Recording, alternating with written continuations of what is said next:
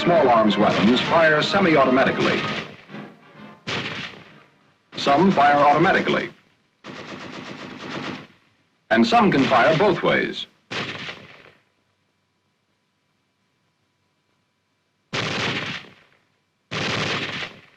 Weapons giving automatic fire will fire continuously as long as pressure is applied to the trigger or until the ammunition is exhausted.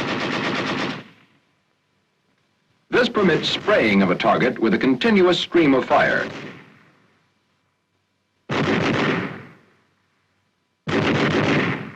Weapons designed to give semi-automatic fire deliver only a single shot each time the trigger is squeezed. Thus, each round can be individually aimed. These various types of fire require different firing mechanisms from those used on manually operated weapons. Let's look at a typical firing mechanism for a manually operated weapon to see why it won't work with a bolt that moves back and forth automatically. It's a hammer-type firing mechanism. As the bolt is moved to the rear to cock the weapon, it pushes the hammer back.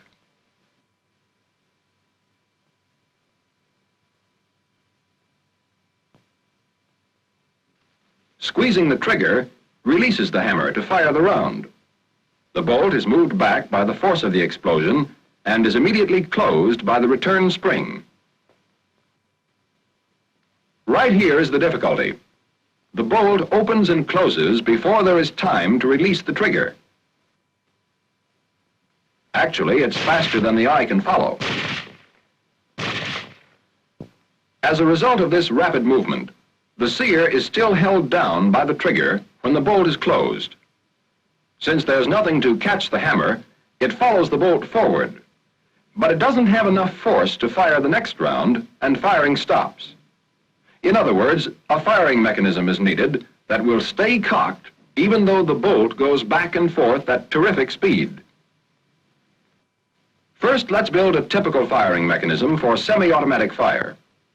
Such a mechanism must remain cocked with the trigger held to the rear.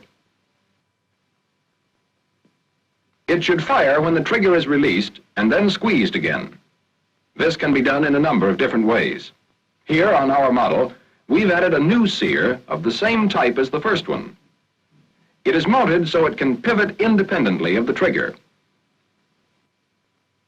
Now, we'll mount a spring under the new sear to hold it up where it can catch the hammer.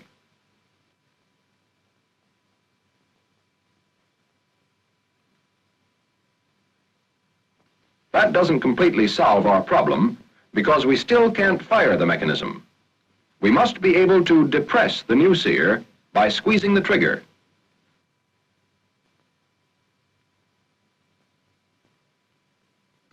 What is needed is a connection between the two sears.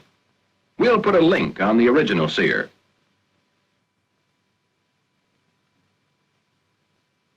It pivots freely on a pin, but to keep it from pivoting too far, we'll put a stop lug on the original sear.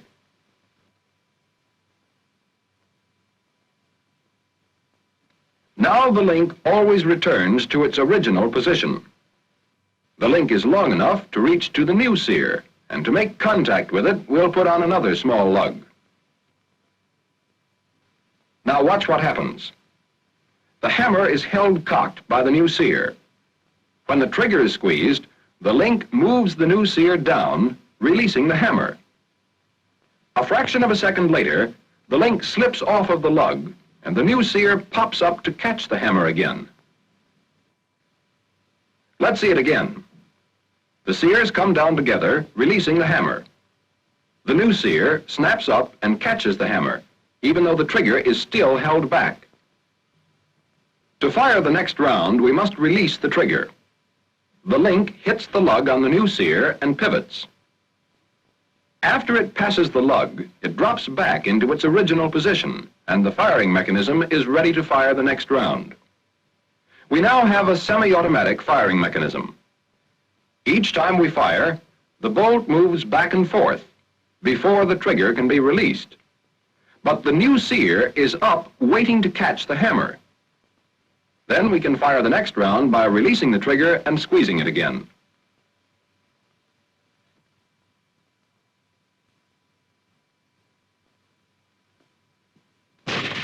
Semi-automatic fire.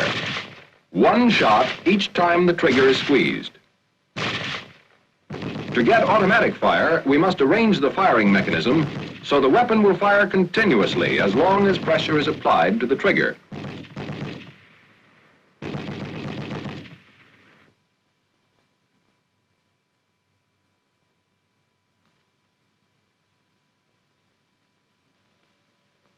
We've seen how in semi-automatic fire, the hammer is caught by the new sear and held until the trigger is released and then squeezed again. But in automatic fire, the trigger will be held back. So we need a means of firing each time the bolt closes, even with the trigger back. That means on this mechanism, we must disconnect the new sear from the hammer each time the bolt closes. A part such as this disconnector will do the job for us.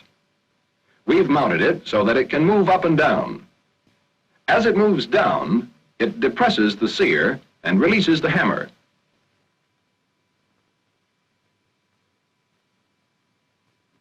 To move the disconnector each time the bolt closes, we'll put a lug on the bottom of the bolt. Now, as the bolt closes, the lug cams the disconnector, pushes the new sear down, and the hammer is released to fire the round. The bolt moves back and the lug clears the disconnector. The disconnector moves up and the new sear is in position to catch the hammer, even with the original sear held down by the trigger.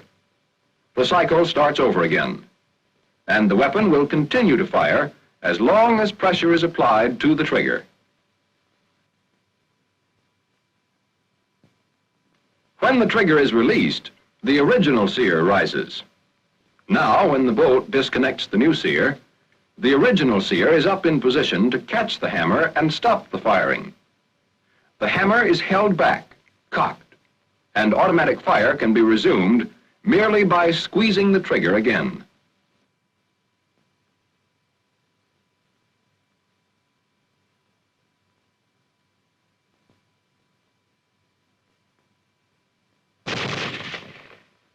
Now let's look at weapons which have both automatic fire and semi-automatic fire. These weapons have a lever to select the type of fire desired. These firing mechanisms are not much different from the ones we have just seen. All that's done is to arrange the disconnector so it can be shifted in or out of engagement with the new sear.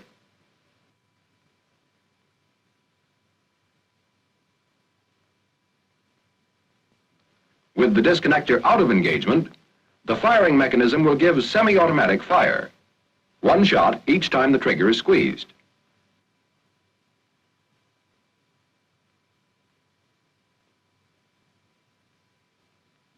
With the disconnector engaged, we'll have automatic fire just as we had before.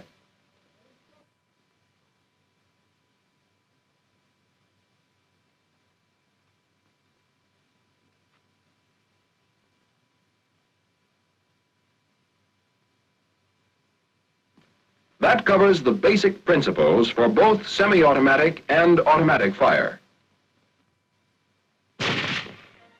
You'll find many different types of firing mechanisms on small arms weapons, but all of them have to perform the same operations we've pointed out to take full advantage of the speed and convenience of modern weapons.